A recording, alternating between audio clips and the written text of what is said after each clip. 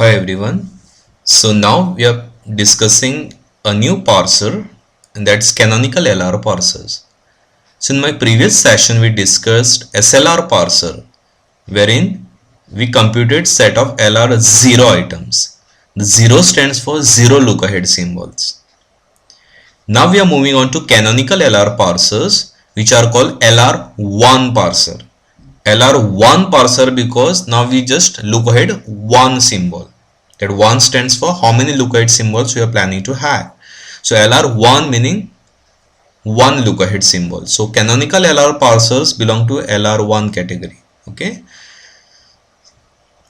So now I have three very good algorithms here to compute closure, to compute goto, and to compute the LR1 items. But as my teaching methodology says, I will make you all expert first in solving the problem, and once you are expert in solving the problem, then let's correlate that problem with the theory. Then we can remember theory very well. Okay, so I'll take you to the theory of I will take you to the problem of how to solve or how to create canonical LR parsing table. Okay, so for canonical LR parsing table construction, which will look this way, I will show you how it will look. This way canonical LR parsing table will look. And how to create this table? First step is you need to construct this set of states, LR1 items. Just like in SLR parser, we created I0 to I11 LR0 items. You remember? In SLR parser, we created I0 to I11 LR0 items. Similarly, in this parser, we have to create those collection of LR1 items now.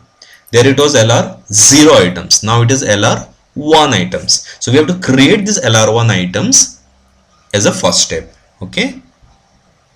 So in this example, the grammar that was given to me was S gives capital C and capital C gives small c capital C or D. So this was the three productions which were given to me to solve this problem. Okay, and my task here at hand was to construct canonical LR parsing table. Simple.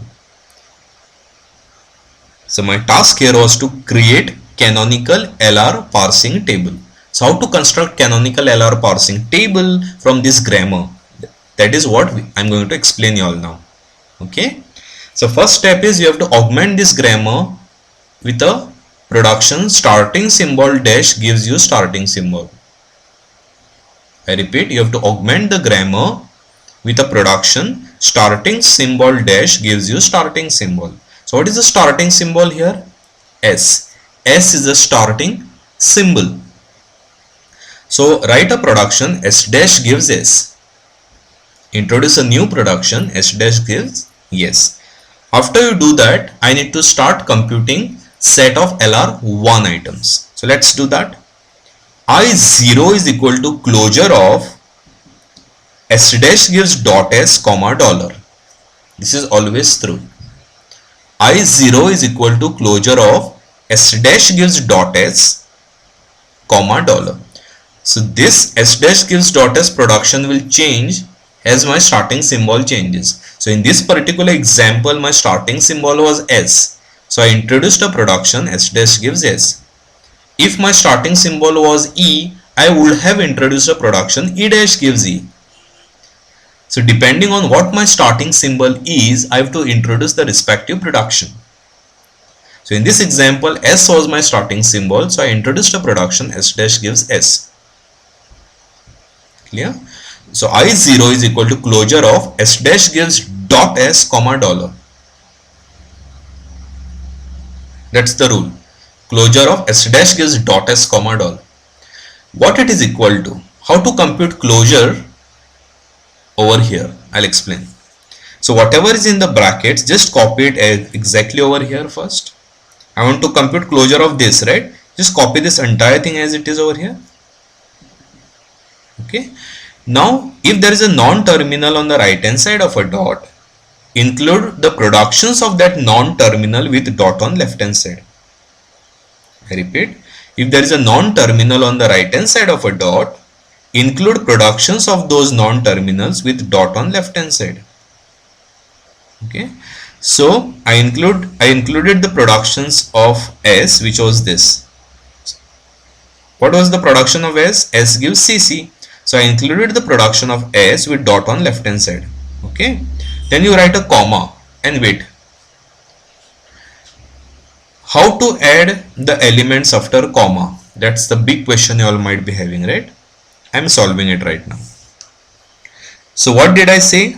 If there is a non-terminal on the right hand side of a dot, include production of that non-terminal with dot on left hand side. We have done that. Write a comma. Then what you do is compare this particular production with the form dot b beta. Compare this production with dot capital B followed by beta. So always this non-terminal on the right hand side of a dot, you can imagine that as a B, capital B, and whatever follows that is beta. Okay, and whatever is after comma, you can consider it as small a. Okay, I'll just take you here. See, this is the formula, this is the format of computing closure. Alpha dot b beta comma a. So that capital B on the right hand side of a dot is nothing but your non-terminal. Okay, so whatever follows your B is your beta, and whatever follows comma is A. Okay, so you are supposed to compute first of beta A. You concatenate beta A. You are supposed to compute first of beta A, and whatever is the answer of first of beta A, that answer you have to specify after the comma sign. Whatever is the answer of first of beta A, those symbols you have to write after comma sign. I'll explain to you again. Suppose the production is of this format dot b beta. Whatever is after B are your betas. It can be empty also. Okay, so whatever is after B is your betas. So just concatenate beta A and compute first of it. I repeat, just concatenate beta A and compute first of it. Whatever is the answer of your first of beta A, write all those symbols after the comma. Whatever is the answer of your first of beta A, write all those symbols after comma. That's it. So let's see how to do that. So how did I compute closure of this? Closure of this is just copy this exactly over here. Then there is a non-terminal after dot. So introduce productions of S with a dot on left hand side. Write a comma. Now what to write after comma? Compare this with dot b beta. So and compute the first of beta A. What is a beta here? If I compare this with dot b beta, what is a beta here? Epsilon. There is nothing in place of beta. So if you concatenate beta and A, what you will get? You will get a dollar because beta is empty. So what is concatenation of empty and a dollar? Dollar. So compute first of dollar. What is first of dollar? Dollar. So that's why you write the dollar here. I'll explain this again. Compare this with that particular format dot b beta. So whatever follows your non-terminal is your beta. Over here there is nothing in place of beta, so beta is empty. Then you concatenate your beta and A. A is whatever is after the comma sign. So there is nothing in place of beta, and in place of A there is a dollar. So what you get after concatenating beta and A? You get a dollar because beta is empty and you have a dollar in place of A. So after concatenating beta A, you get a dollar. So what is first of dollar? Dollar. So you write dollar after the comma sign. Clear? Now again I have a non-terminal on the right hand side of a dot. So include productions of C with dot on left hand side. So I included productions of C with dot on the left hand side. Write comma here and wait for a moment. What I need to write after the comma? First of beta A. So compare this particular production with the format dot b beta comma A. So here beta is capital C and small a is dollar. So I need to concatenate beta A. So after concatenating beta A, I get capital C dollar. right? Compare this with the form dot b beta. So you have capital C in place of beta now. So after concatenating beta A, you get capital C dollar. So compute first of capital C dollar. Compute first of capital C dollar. So that is of the form y1 y2 format. So what is first of capital C? First of capital C is small c and small d. Since first of capital C, which is small c and small d, do not contain epsilon in it, I don't go ahead. To learn more about first and follow computations, please listen to my previous video lectures on compilers. You will get it. Okay. So first of C, capital C, small c and small d. Since it does not contain epsilon, you don't go ahead and add dollar to it. So first of capital C dollar is first of capital C, which is small c and small d, which do not contain epsilon, so don't go ahead. So first of capital C dollar is small c small d. So write it here, write it here. Simple. So whatever is first of beta A, whatever is the answer to that you need to write after comma sign. Right? Whatever is first of beta A, that you need to write after the comma sign. Clear? I'll explain this again. How to compute closure of this entity. Closure of this entity, just copy this entity as it is over here. Now there is a non-terminal on the right hand side of a dot. So include productions of that non-terminal with dot on the left hand side. So production of that is this. Just write it here with the dot on left hand side. Write a comma and wait for a moment. What to write after comma? You need to write first of beta A. You need to write answer to first of beta A after the comma. So just compare this with dot b beta comma A format. So this is dot b and beta. So there is nothing in place of beta. That means beta is empty here. So what is concatenation of beta A? Dollar. So what is first of dollar? Dollar. So write dollar here. Okay. Now there is again a non-terminal after the dot sign. So add productions of capital C with dot on left hand side. Write a comma here, write a comma here and wait. What to write after comma? First of beta A. So compare this with the format dot b beta comma A. So your beta A is C dollar. So you have to compute first of C dollar, which is of the format y1 y2. So compute first of C. First of C is small c and small d, which do not contain epsilon. So stop computing first of y1 y2 format. So write that small c small d here. So there are no other non-terminals on the right hand side of a dot. So your closure computation completes here. So this is your I0. Clear?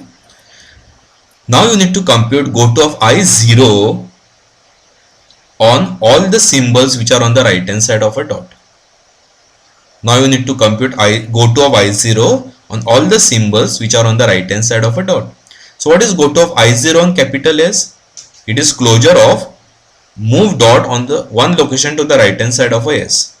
It is closure of move dot to the one location to the right hand side of S. So it is closure of S dash gives S dot comma dollar. So what is closure of this? Just copy it as it is over here. Now there are no more non-terminals on the right hand side of a dot. So nothing more gets added. So this completes the closure of this. Label it with I1. Okay. Next compute goto of I0 comma capital C. What is goto of I0 comma capital C? You have to move dot one location to the right hand side of capital C. So you get closure of S gives capital C dot capital C comma dollar.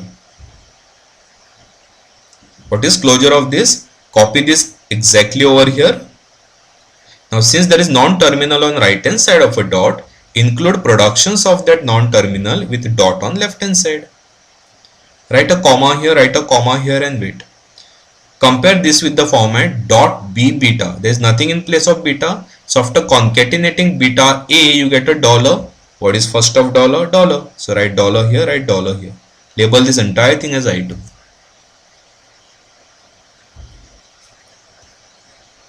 Okay. Next is compute goto of I0 comma small c. What is goto of I0 comma small c? Its closure of after transferring a dot one location to the right hand side of small c. So its closure of capital C gives small c dot capital C comma c already. So closure of this is copy this itself over here. Now since there is a non-terminal on the right hand side of a dot, copy productions of C with a dot on left hand side. Write a comma here, write a comma here and wait. What to write after comma? First of beta A. So compare this with the form dot B beta. There is nothing in place of beta. There is nothing in place of beta. So after concatenating beta A, you get C already. So first of C already is C already. So write that C already here. Whenever beta is empty, just a small hint for you all. Whenever beta is empty, then whatever is after comma, that you can copy it here. So in this example, beta is empty. So whatever is after comma, you can write them over here. Since this was unique, write I3. Next is goto of I0 comma small d. What is goto of I0 comma small d? It's closure of C gives d dot comma C or d.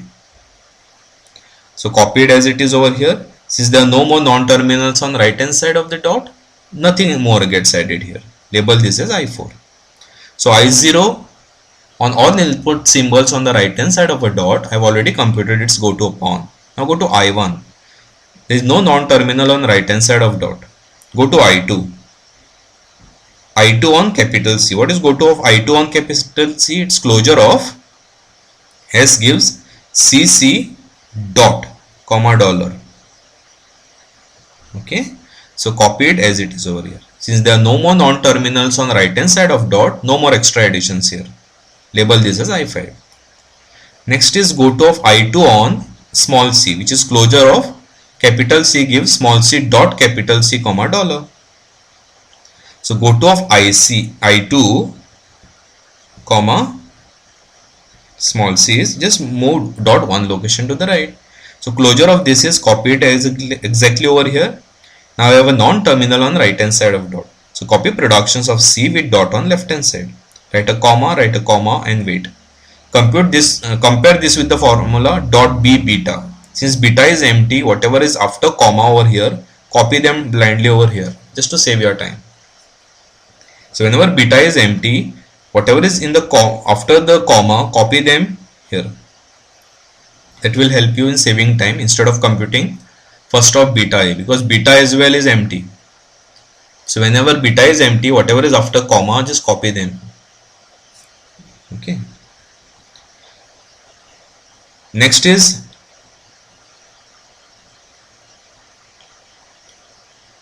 goto of I2 on D. What is goto of I2 on D? Move dot one location to right.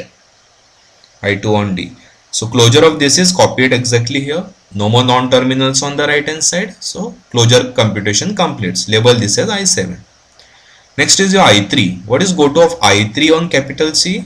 Its closure of C gives small c capital C dot comma C already. Okay. So goto of I3 comma capital C, just move this dot here. Okay. So the closure of this is copied exactly. There are no more non-terminals on the right hand side. Closure computation gets completed. What is goto of I3 comma small c? It is closure of C gives small c dot capital C comma C already. Closure of this is already computed above, which was labeled as I3. So just name it as I3. What is closure of I3 on small d? Its closure of capital C gives small d dot comma C or D. Okay. So that is exactly same as your I4. Now I3 is done. I4 dot is, there are no non-terminals on the right hand side of dot. So you can't compute gotos on it. For I5, again there are no non-terminals on the right hand side of dot. So you can't compute gotos on I5 as well.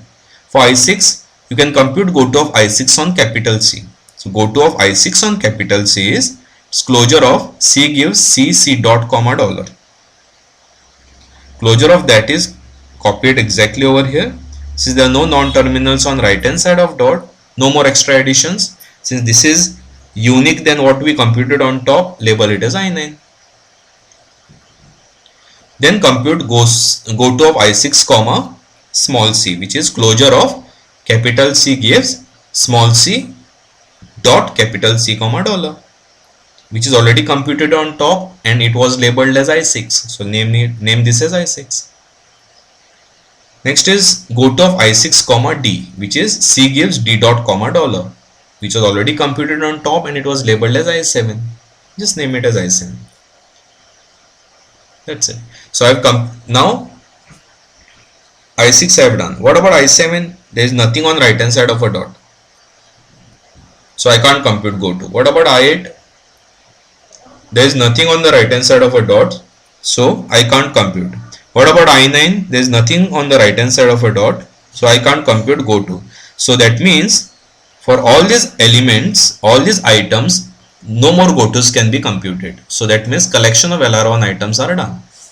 So how to compute construct your go to graph? It is exactly same how we constructed go to graph for SLR parser. Just to brief, now suppose over here go to of I0 comma E was I1, so I am marking an arc from I0 to I1 on E. There go to of I0 comma T was I2, so I0 comma T goes to I2. There go to of I0 comma F was going to I3, so I0 comma F goes to I3. There go to of I0 comma open bracket was going to I4, so I0 comma open bracket I4. So based on whatever you computed, just mark the arcs with each state being your respective i's. Okay, so the go to is constructed. So now that we know this problem, okay, so how to compute these items? It's very simple. I0 is closure of s dash gives dot s comma dollar. This is always true. So whatever is here, just copy it here, and if you have a non-terminal on the right hand side of a dot, include the productions of that non-terminal with dot on left hand side, write a comma and wait. Now this is a production because of which this got added, right? So compare it with the format dot b beta comma a. Since beta is empty, whatever is after comma, just copy it blindly here. It will save your time. Now again, this you have a non-terminal on right hand side of a dot, so add the productions of capital C with dot on the left hand side. Now because of this production, these two were added, so go to it, match it with the format dot b beta comma a. So here what is beta a? C dollar. So compute first of capital C, which is small c comma small d. That's why I write them here. Since capital C is first, does not contain epsilon in it, I don't move ahead, because it's the rule for computing your first in y1 y2 format, right? So so first of capital C dollar is small c and d, so I write them here. Now this is I0. Then you can compute go to of I0 on S, I0 on capital C, I0 on small c, I0 on d. So I computed that.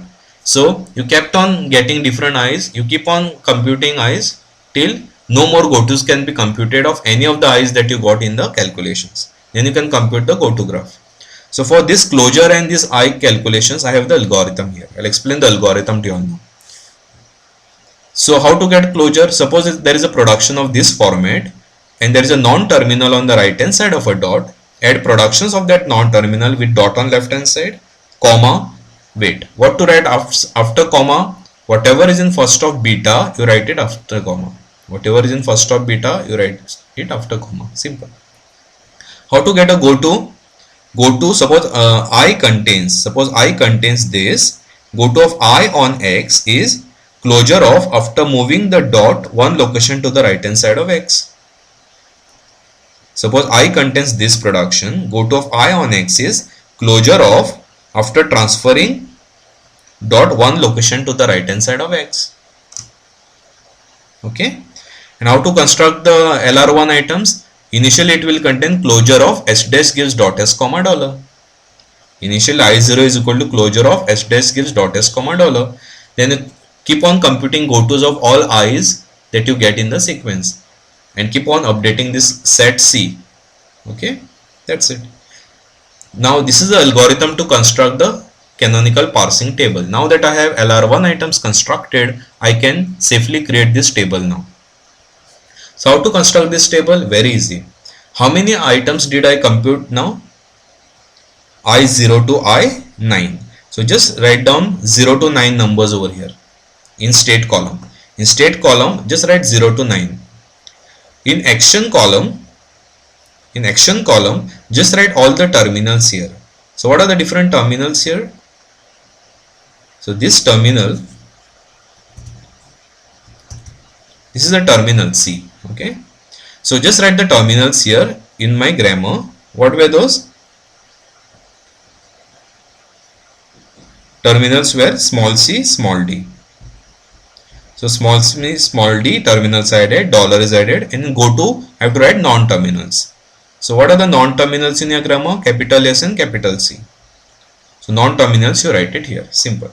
So in the layout of the table, in the state column, just write all the numbers for all the states that you computed. I0 to I9 we computed just now over here. I0 to I9. So just write those numbers here, 0 to 9. Then here you write all the terminals and a dollar. In GoTo you write all the non-terminals. Clear? Now let's see how to mark these entries. Okay.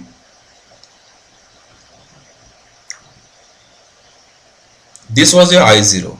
So what is GoTo of I0 on S? I1. So in S you just write 1. What is GoTo of I0? I'm just checking out for symbols on the right hand side of dot. Okay. Nothing rocket science. I'm just looking out for a symbol on the right hand side of a dot. So what is GoTo of I0 on S? I1. So in S column I wrote 1. What is GoTo of I0 on capital C? I2. So in C column you write 2. What is GoTo of I0 on small c? I0 on small c is I3. So in C column you write S3. What is GoTo of I0 on small d? GoTo of I0 on small d is I4. So in D column you write S4. Done.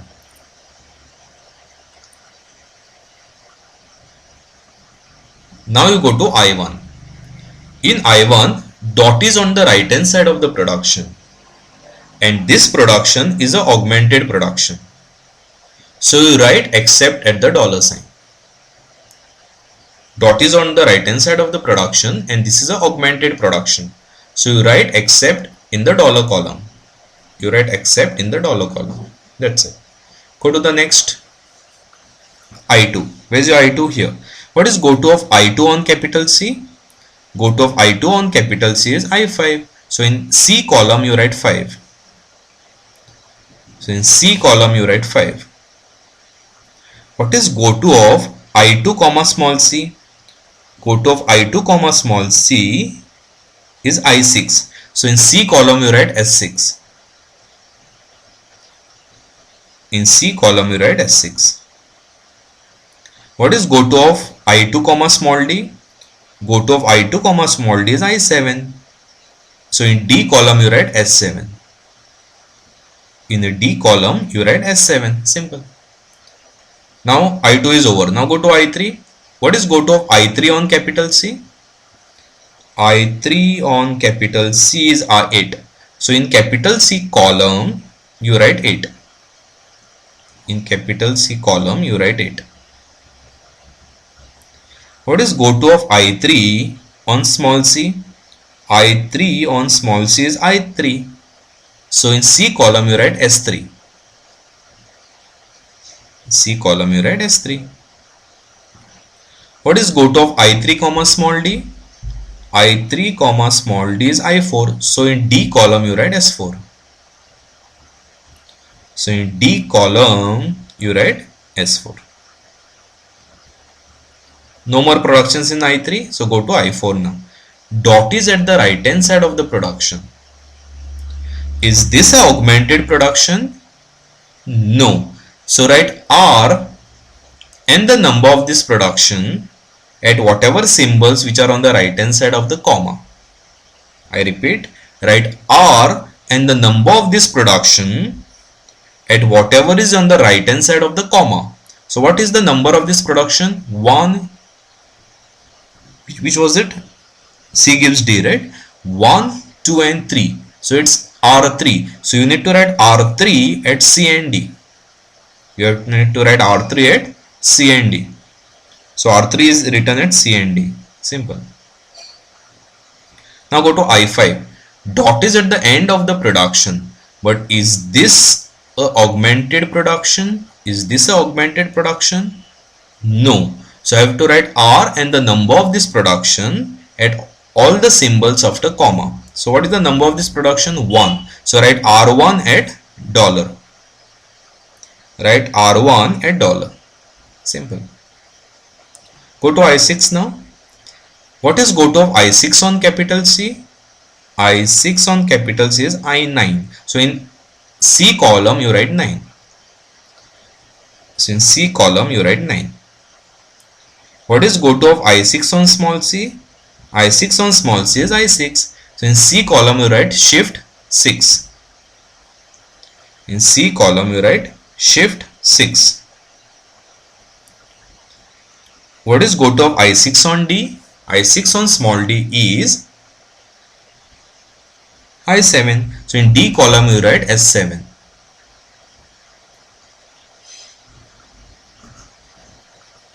So in D column you write S7. So 6 is also over. Now go to 7.